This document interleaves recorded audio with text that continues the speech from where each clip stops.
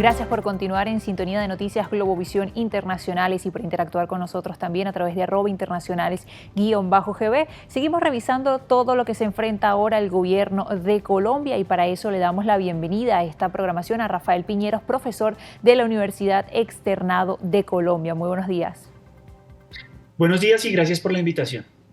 Gracias a usted por atendernos, Rafael. Quisiéramos comenzar hablando sobre los diferentes elementos que están alrededor de esta primera crisis en el gobierno del presidente Gustavo Petro. En primer lugar, la crisis ministerial que se dio la semana pasada, también las resistencias al proyecto de reforma de salud y, por último y muy importante, estas acusaciones contra el hijo del presidente Petro, al que él mismo ha ordenado que se investigue.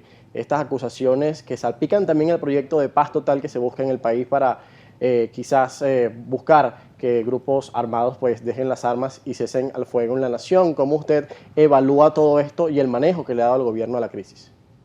Bueno, en efecto, es una crisis en múltiples frentes, como usted lo señala, y lo primero que hay que decir es sobre la situación de los ministros.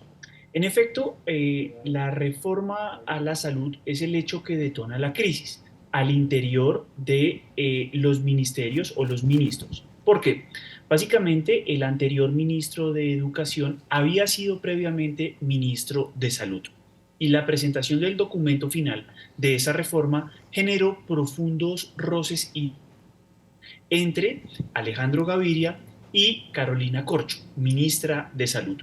Esa situación se pensó que pudo ser trabajada o solventada al interior de la administración. Sin embargo, la filtración de un documento privado, no se sabe quién lo hizo, no se sabe con qué propósito, generó la salida porque generó profundas críticas y divisiones al interior del gobierno el hecho de que Alejandro Gaviria hubiera eventualmente divulgado una serie de críticas muy puntuales a esa reforma de la salud. Entrando al segundo componente, que es la reforma en sí, hay una profunda preocupación sobre la viabilidad, sobre la estabilidad del sistema de salud tal como se concibió a inicios de los años 90, cuando se produjo una gran reforma en la cual la salud dejó de ser un servicio eminentemente público y se permitió la participación del sector privado. A partir de ese momento se generó una dinámica de mercado que no es perfecta, pero que sin duda alguna mejoró la prestación del servicio, incrementó la cobertura y elevó, también hay que decirlo, los costos en la prestación de los servicios médicos.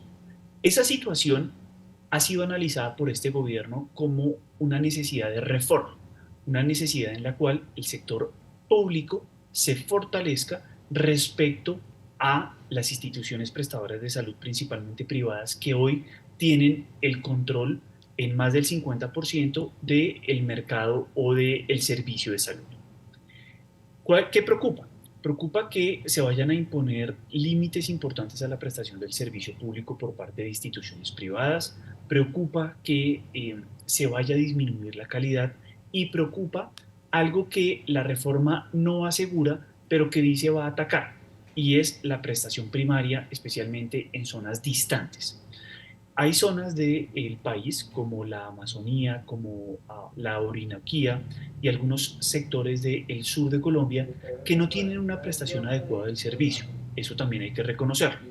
Pero la reforma no asegura que pueda llegar a esos lugares distantes, que se puedan prestar servicios de alta calidad en esos lugares distantes, disminuyendo la capacidad que hay hoy en otras zonas en los cuales hay una buena prestación del servicio. Entonces, a partir de esas críticas profundas, el proyecto inició su curso en el Congreso.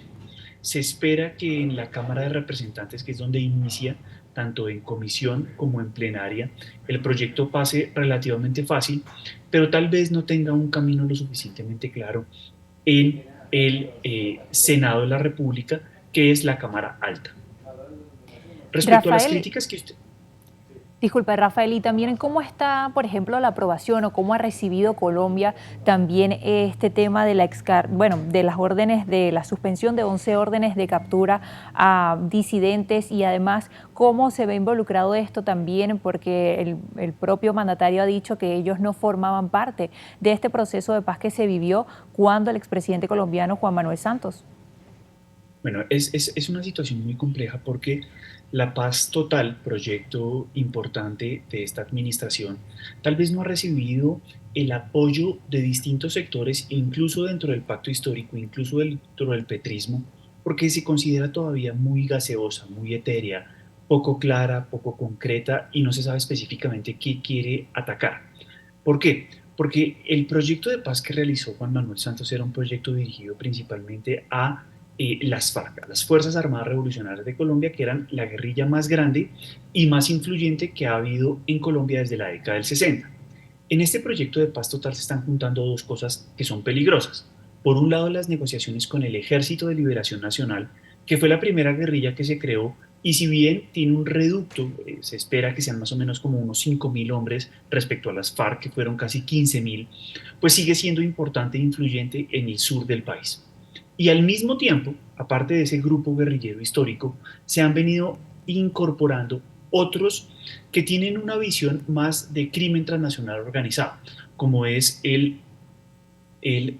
las Autodefensas Unidas gaitianistas, como es el Clan del Golfo y algunos otros que se han dedicado más al narcotráfico, a la extorsión, al tráfico de personas, al tráfico de armas, que realmente una reivindicación política. Entonces preocupa que se junte por un lado las reivindicaciones políticas del Ejército de Liberación Nacional y por el otro las reivindicaciones de narcotraficantes o de personas que eventualmente sean mucho más difíciles de aceptar, tanto a nivel interno como con aliados importantes como los Estados Unidos.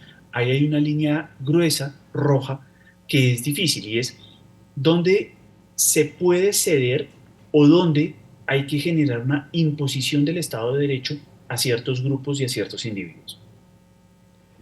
Bien, estimado Rafael, y ya para finalizar entonces, ¿cómo queda este proyecto de paz total? Que algo que nos quedó por aclarar, estas acusaciones y señalamientos que hay contra el hijo del presidente Petro, contra su hermano y también esta supuesta implicación de un grupo de abogados que asistía a las cárceles para buscar dinero a favor de incluir a algunos criminales en estos acuerdos.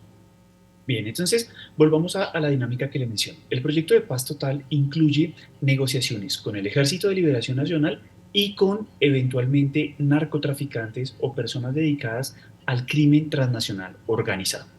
En ese sentido, desde la campaña ya se anunció con preocupación cómo el hermano del presidente había ido a dialogar en ese momento, así se mencionó, con narcotraficantes que se encontraban presos con la intención de deponer las rutas del narcotráfico, con la intención de denunciar cuáles eran las alianzas con carteles mexicanos internacionales, con la intención de buscar beneficios por parte del Estado.